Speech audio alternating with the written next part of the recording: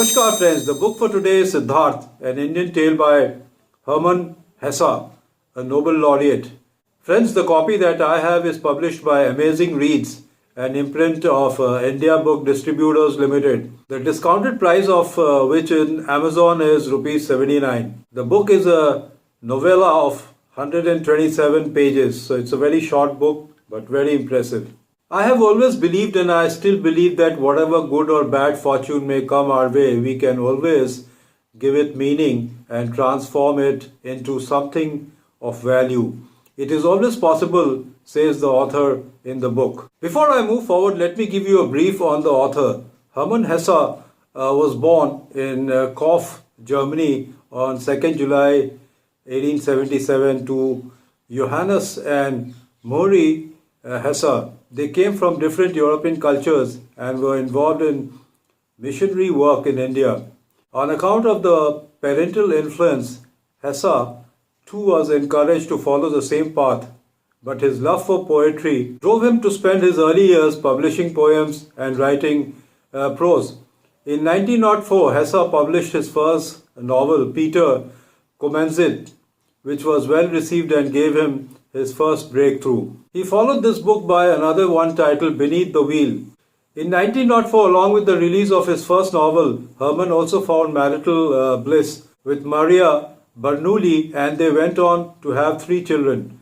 He continued to write novellas and short stories and in 1910 he published Gertrude. Hermann, while facing personal crisis at home, protested German fighting in the First World War, due to which he received a lot of criticism.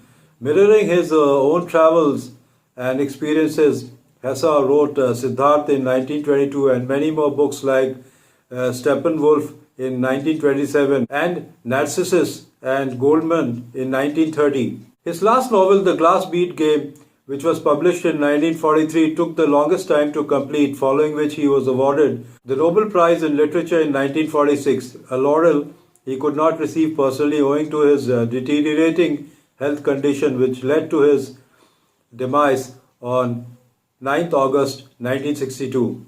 Hermann was deeply influenced by the boundless nature of Indian philosophy, and that inspired him to write Siddhartha, one of the most widely read novels of the 20th century. Siddhartha was born into an affluent and privileged Brahmin family and was loved by one and all. Finding himself dissatisfied with the life he expected to lead, he forsakes his place among the Brahmins and sets out on a spiritual journey to discover nirvana, that is the highest state of being. This pursuit leads him through a journey of suffering, self-denial, allurement of wealth, and temptations of sensuality. Eventually giving up the material world at the bank of a river where he meets a ferryman who guides him towards his ultimate destiny and shows him how achieving nirvana cannot be taught but persevered by his own will. Here at the river he stops searching and submits to the oneness of all.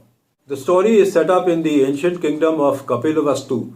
Siddhartha decides to leave behind his home in the hope of gaining spiritual illumination by becoming an ascetic, wandering beggar of the Samanas. Joined by his best friend Govinda, Siddhartha fasts, becomes homeless, renounces all personal possessions and intensely meditates, eventually seeking enlightenment. Later both Siddhartha and Govinda acknowledge the elegance of Buddha's teaching. Although Govinda hastily joins the Buddha's order, Siddhartha does not follow it, claiming that the Buddha's philosophy, though supremely wise, does not account for the necessarily distinct experience of each person. He argues that the individual seeks an absolutely unique personal meaning that cannot be presented to him by a teacher. He thus resolves to carry on his quest alone. Siddhartha crosses a river where a generous ferryman, whom Siddhartha is unable to pay, merrily predicts that Siddhartha one day will return to the river later to compensate him in some manner.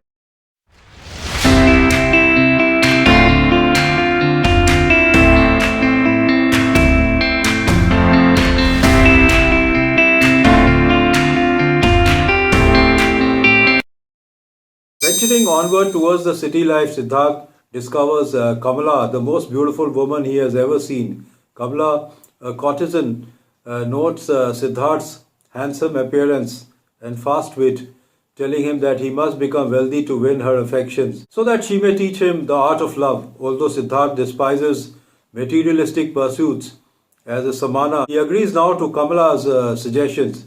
She directs him to the employment of one Kamaswamy, a local businessman, and insists that he have Kamaswamy treat him as an equal rather than an underling.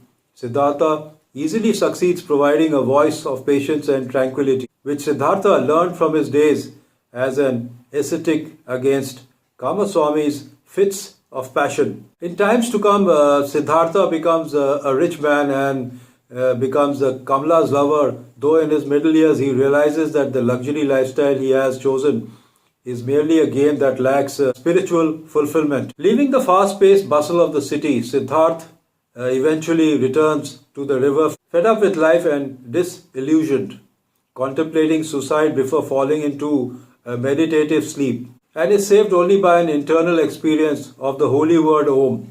The very next morning, Siddhartha briefly reconnects with Govinda, who is passing through the area as a wandering Buddhist. Siddhartha decides to live the rest of his life in the presence of the spiritually inspirational river. Siddhartha thus reunites with the ferryman named Vasudeva, with whom he begins a humbler way of life. Although Vasudeva is a simple man, he understands and relates that the river has many voices and significant messages to divulge to any who might want to listen.